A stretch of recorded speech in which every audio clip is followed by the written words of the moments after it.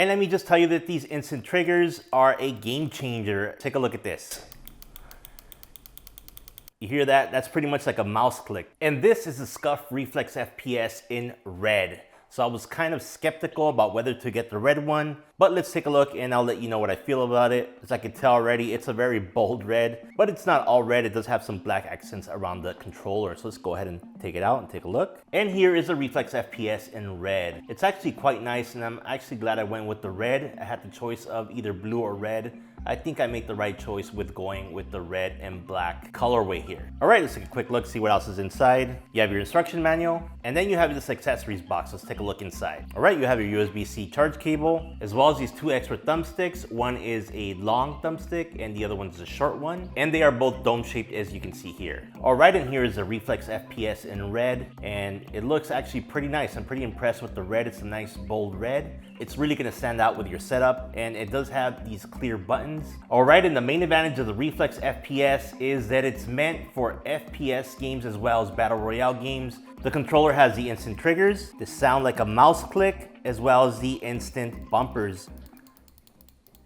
If you hear it right now, it sounds like a mouse click. So this is really gonna help you guys to compete against those PC players with their keyboard and mouse. You hear it, it's a very fast click, similar to a mouse button. So that's the main advantage of the Reflex FPS, as well as having the rumbles removed. So this controller is actually lighter than the Reflex Pro you see here on the left. It has the rumbles removed. That means you're not gonna get any haptic feedback, but you don't want that in FPS games or Battle Royale games. So it's gonna kind of distract you from your gameplay and shooting. So that's the main difference between the FPS version and the Pro, that it has these instant triggers that are very similar to mouse clicks, whereas the Reflex Pro has the adaptive triggers. You see right here, as I press it down, there is quite a bit of travel distance, and depending on the game, you may have some resistance. That's the adaptive part of it.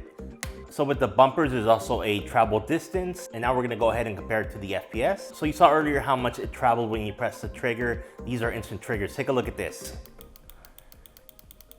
You hear that? That's pretty much like a mouse click. So this is gonna really help you out in gunfights. You just pretty much tap it and you're already firing, whereas the other controller, you're gonna have to kind of squeeze the trigger down for it to actually fire. Same thing with the bumpers, there isn't much travel distance. Pretty much as soon as you press it, it clicks it. Now, as far as the weight goes, I don't notice that much weight difference between this FPS version and the Reflex Pro. The Reflex Pro does have a little bit more weight to it, but I'm gonna go ahead and weigh them both so you guys know exactly how much each of them weighs. All right, first we'll start with the Reflex Pro, and the Reflex Pro comes in at about 10.8 ounces. And now the Reflex FPS, and that comes in at 8.2 ounces. So not that much difference, about 2 ounces or so. All that was removed was the rumbles from the left and right side of the controllers. So it's up to you if you think that's gonna make a big difference for you. But I would say that the reduced weight is something helpful for FPS games and Battle Royale games.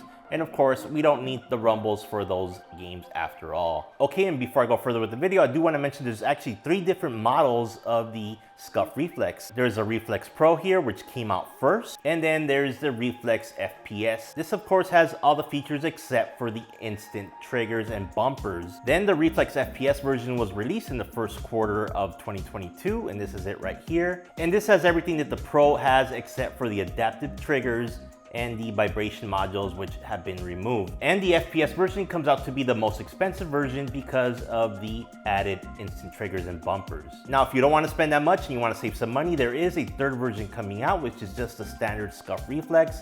And the only thing that's missing on that one, of course, is the instant triggers. But what that one's missing is the performance grip you see right here. And I found that this performance grip has actually been very helpful when playing Warzone for me. So definitely recommend that you do spend a little bit more and get the one with the grip. All right, now let's talk about how I feel about the look of the Reflex FPS that I got, which is the red version. And I'm actually pleasantly surprised. I was kind of hesitant. I didn't know if I was gonna be a fan of the red, but it actually looks pretty cool.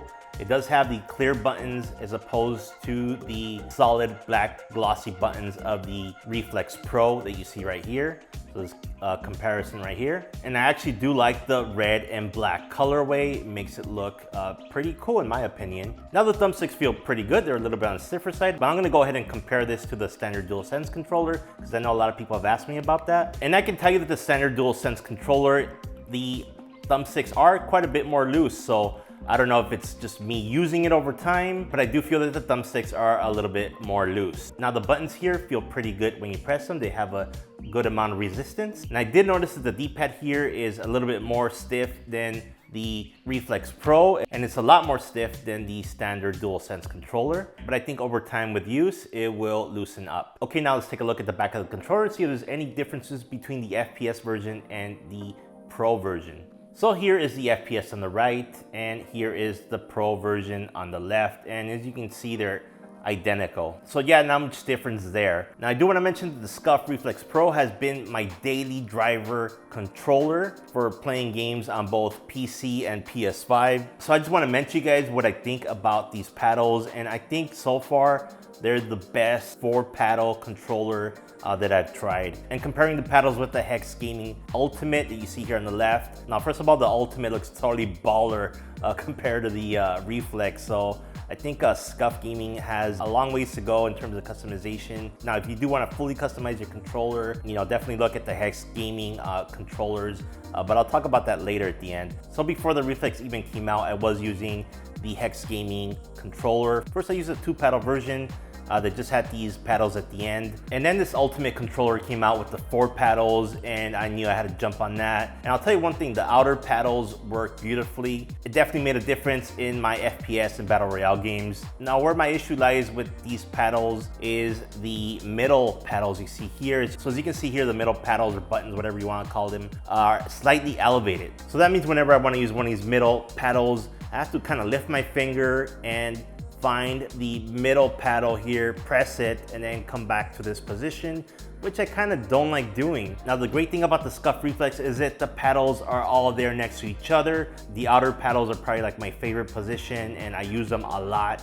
But I found myself that in Warzone, I end up using all 4 paddles, which is kind of surprising to me. But I found that if I use all 4 paddles in the game, it really improves my gameplay. My only concern with the paddles of the Reflex is that, as you can see here, the middle paddles kind of have this slant to them. So the finger that I use to reach for these inner paddles is kind of in a weird position where I'm using the side of my finger instead of the bottom of my finger to press these middle paddles, which kind of feels really weird, but I actually got used to it. And like I said, this has been probably the best paddle setup for PlayStation 5 and a controller that I've tried. But another great feature of the SCUF Reflex is you can remove these paddles. So if you only want to use 2 paddles, you can go ahead and remove the inner ones, or you can remove the outer ones, just use the inner ones. Really up to you. So as far as customization, that's kind of good. And to remove the paddle is actually a little bit intimidating, so I'm going to show you guys exactly how to do it.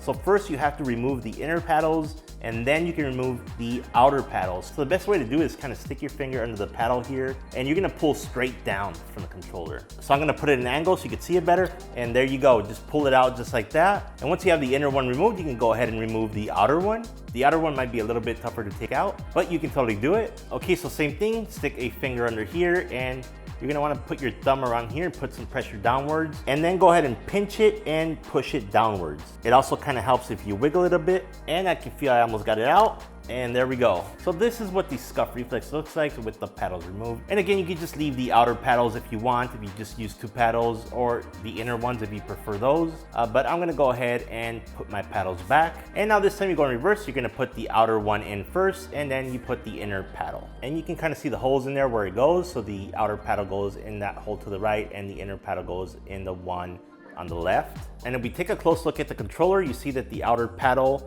has a little stick that's gonna push that button there, and the inner paddle is gonna go ahead and push this button here. So let's go ahead and put it back. And it's much easier to put it back than to take it out. And there we go, the paddles are back. All right, so let's talk about the other features. You can actually change the button layout of your paddles on your profile. Just hold down the profile button for a few seconds until you see it blinking just like that. And when you're ready to map a paddle to a key, what you're gonna do is go ahead and hold down the paddle you wanna map. And then we're gonna go ahead and hold down the button we want. In this case, we're gonna map paddle 1 to O. So you go ahead and hold it down as well. And you see here that it turns solid white. That means the mapping went through successfully. And you see it's blinking again, letting you make additional changes. Now when you're done with the changes, go ahead and just press the button down once, and you see it turn solid green. So easy as that. All right, and now for the most important part of this video, what you all came for is, how do these instant triggers work out in gaming, specifically FPS and Battle Royale games. So first of all, let me tell you that the feel of these are incredible. It almost feels like I'm doing a mouse click. It just seems so instant from the moment I touch the pedal. The bumpers work the same way, but I would say that the triggers definitely have that kind of instant hair trigger feel, whereas the bumpers have a little bit of travel to them. So comparing these instant triggers to that of the Reflex Pro, there's just no comparison, guys. I mean, these are the adaptive triggers. They're gonna work great with specific games like racing games, but for FPS and Battle Royale games, you really want these instant triggers. Just look at that. There's really no travel in the trigger when I'm pressing it. So what I'm gonna do now is hop on some FPS and Battle Royale games. Lately, I've been playing Halo Infinite, Call of Duty, and Warzone. So I'm gonna go ahead and fast forward the video now to after I played all those games with the SCUF Reflex FPS. Alright, so I've been having a lot of fun with the SCUF Reflex FPS. And let me just tell you that these instant triggers are a game changer. Really enjoyed playing FPS and Battle Royale games. Played a lot of Warzone and Halo Infinite. These definitely came in handy. These are very responsive triggers and bumpers. And the paddles definitely helped out with in-game play. Since I could just use the paddles in the back and didn't have to lift my fingers off the thumbsticks, I could be aiming at all times and moving as well. Alright then, so after playing these games, what are my first impressions of the SCUF Reflex FPS is that it's actually pretty cool. It's expensive, but if you want a custom controller with 4 paddles and those instant triggers, I think this is definitely worth a look at.